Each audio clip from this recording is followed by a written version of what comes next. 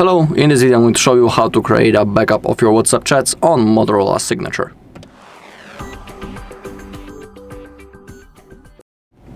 Okay, so we need to open up our WhatsApp. Once we are here, we need to click on those three dots in the top right corner and now open up the settings. Now find Chats and now click on Chat Backup. Let's begin with Google account. It is important that we need to select Google account that we have on our device. If you don't see anything right in here, you just need to click on Add Account and sign in into already existing Google account. And it is important that we cannot forget our Google account on which we are making our backup, because if you want to restore the backup later in the future, you'll need to be signed in into the exact same Google account. So simply don't forget it. Down below we have the automatic backups. Defaultly this option is turned off. In my case I selected the monthly mode.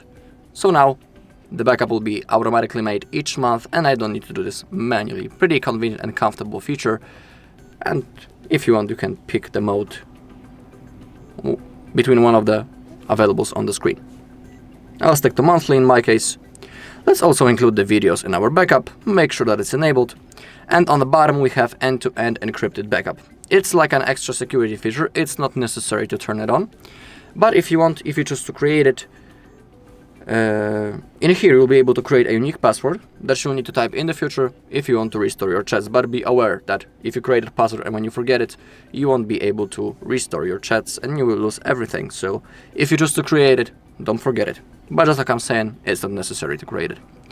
Also make sure that you have some free Google storage space right in here. If you don't have enough, simply click on that and you will have to clear something. And now click on backup to start the process. In my case it won't take long because I don't have many messages. Actually it's already finished, 100%. As you take a look on the last backup, we can see the hour, it's the same, so it's like a confirmation that everything went successfully and everything has been backupped.